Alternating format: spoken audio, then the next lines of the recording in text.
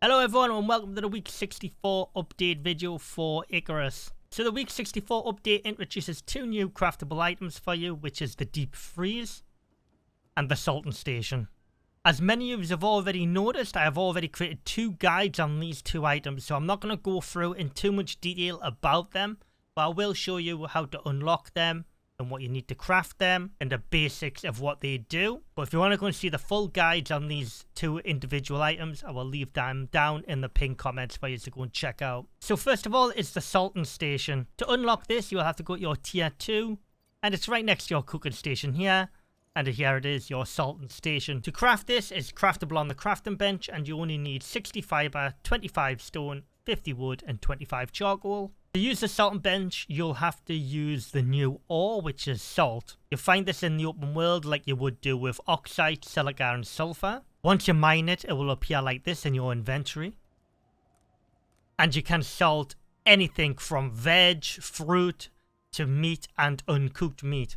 So for the purpose of this video, I'm just going to put this cooked meat into the salting station and move the salt into that socket there and salt the food. It's only going to require one salt. Each item requires one salt. So if you had a stack of 100 meat, it would cost you 100 salt. Go ahead and salt that and you'll get like a yellow glow around it. And this will increase its spoil time to 3,190 odd seconds. Now on to the deep freeze. You unlock this in tier 4 and it's right at the end here underneath the refrigerator.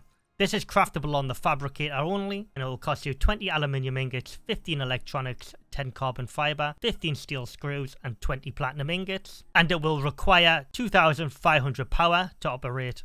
So when you place food into the refrigerator, it removes the spoil time completely while it has power running to it. It also has another trick up its sleeve. As long as you have power running to the refrigerator, as long as you have power running to the deep freeze, it will start generating ice as well, which you can use for a whole multitude of different things. It has 12 slots. This can be scaled up easily, to be fair, with generators and water wheels and stuff like that. So you can have a lot of refrigerators depending on the group size of use as well. This will be really good to store all that really good food or prime meat or something like that. Before I move on, I just want to say though, you may or may not have to use the thumper to get the salt to spawn for you on open world mode. I tried it out on the experimental branch on stream yesterday, and the salt nodes were there without me using the thumper. But if you are really struggling to find salt, try putting the thumper down in a low risk area, taking the land shark down, and see if any is spawned within the sphere of influence of the thumper. And next up, the devs do go on to say for dropship landing and dynamic quest fixes.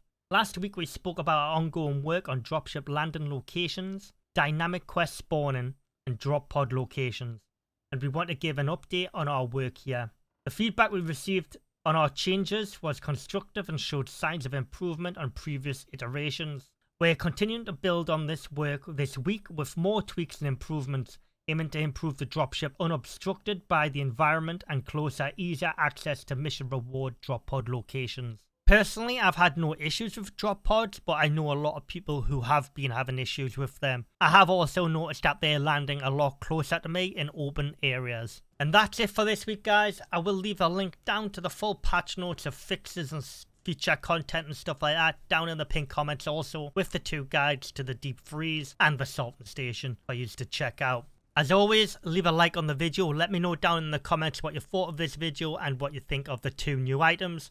I didn't want to cover the two items too much in this video as I've already created guides for them, and I didn't want to be rehashing same content for you. So again, leave a like on the video, guys, comment down below and subscribe to the channel if you're new around here, and I'll see you all again very soon.